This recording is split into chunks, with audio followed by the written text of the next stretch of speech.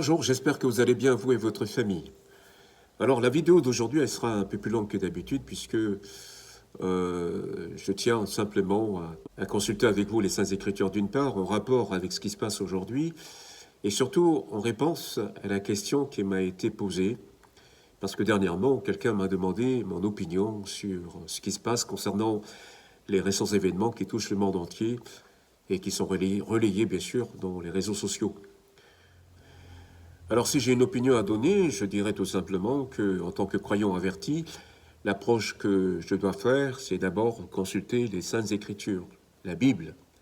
Que dit la Bible par rapport à toutes ces crises que traverse non seulement le pays, mais également le monde entier.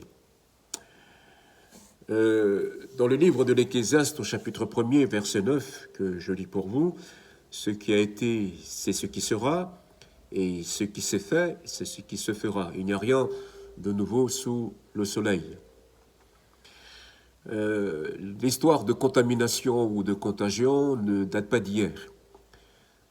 La Bible parle de maladie avec ses propres mots, les mots qu'elle utilise. Elle cite par exemple la peste. Et derrière la peste, nous pouvons imaginer toutes sortes de virus et de contaminations. Alors, selon les sources, plusieurs épidémies de maladies inconnues à forte mortalité ont été qualifiées de peste par les chroniqueurs de l'époque.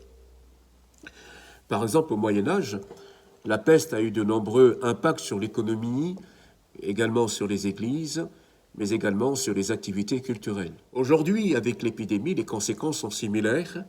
L'impact sur l'économie en constate également un impact sur les églises, mais aussi l'impact sur la vie familiale. Vous savez comme moi que certaines entreprises ont déjà fermé leurs portes, d'autres voient leur chiffre d'affaires chuter et peinent justement à se relever, et cela malgré le chômage partiel. Il y a des suppressions de postes à venir, et ce qui augmentera inévitablement le taux de chômage. Et si certaines églises ou certaines écoles n'ont pas encore réouvert leurs portes, c'est parce qu'elles jouent tout simplement la prudence, et je crois que c'est une bonne chose. Bien sûr, on ne peut pas comparer la mortalité de la peste à celle du coronavirus, mais néanmoins, le résultat est identique puisque le taux de mortalité est quand même assez effrayant.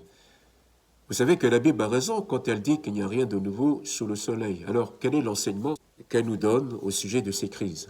Dans les évangiles, Jésus dit « Il y aura en divers lieux des pestes, des famines, il y aura aussi des phénomènes terribles. » Alors le mot phénomène est associé à un événement surprenant, à un événement terrifiant, à un événement effrayant.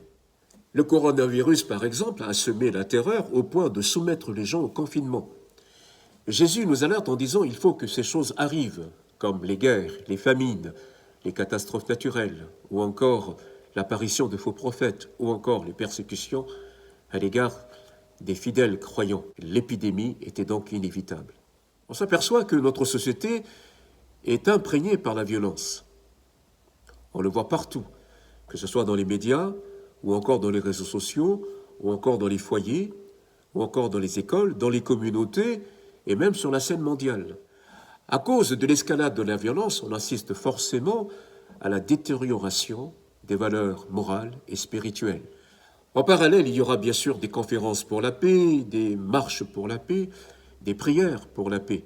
Sauf que le monde devient de plus en plus dangereux chaque jour. C'est exactement ce que le prophète Jérémie a annoncé il y a plus de 2500 ans. Car depuis le plus petit jusqu'au plus grand, tous sont avides de gain. Depuis le prophète jusqu'au sacrificateur, tous usent de tromperie.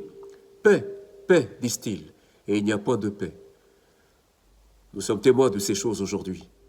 Quelqu'un disait, sans un nouvel ordre mondial, il n'y a pas d'ordre mondial. Dans le livre d'Ésaïe au chapitre 13, nous voyons une description du jour du Seigneur. Selon le verset 11, il viendra sur le monde entier, bien qu'il parle principalement de Babylone. Le livre de l'Apocalypse utilise le terme Babylone pour signifier un système mondial corrompu par la cupidité. Dans le chapitre 17, le verset 5 notamment. Et dans Isaïe au chapitre 13, le verset 14, il est écrit que chacun retournera vers son peuple et que chacun fuira vers son pays.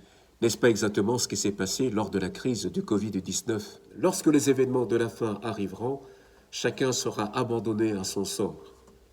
Il est donc judicieux. Il est donc capital de se réfugier entre les mains du Seigneur. Je lis pour vous ce texte de l'évangile de Jean, le chapitre 14, et verset 1er. « Que votre cœur ne se trouble pas, croyez en Dieu et croyez en moi. Il y a beaucoup de demeures dans la maison de mon Père. Si ce n'était pas le cas, je vous l'aurais dit, je vais vous préparer une place. Et puisque je vais vous préparer une place, je reviendrai et je vous prendrai avec moi, afin que là où je suis, vous y soyez aussi. » Donc ne soyons pas étonnés de ce qui arrive, puisque la Bible en parle. À l'époque de Noé, Dieu mit fin à la corruption et à la violence de l'humanité par un déluge. Mais il sauva 8 personnes pour repeupler la terre. Bientôt, Dieu interviendra pour mettre fin au comportement corrompu des hommes et à la violence mondiale. Vous avez certainement appris que Jésus-Christ reviendra. Vous avez certainement appris qu'il pourrait revenir aujourd'hui, même cette nuit. C'est une certitude. Jésus revient. Alors la question est double. Reconnaissez-vous les signes actuels, des signes avant-coureurs de l'avènement du Fils de Dieu? Seriez-vous prêts pour ce jour? Si ce n'est pas le cas, je vous invite à considérer cette parole de l'Écriture dans Amos chapitre 4 verset 12. « Prépare-toi à la rencontre de ton Dieu. » Portez-vous bien et que Dieu vous bénisse.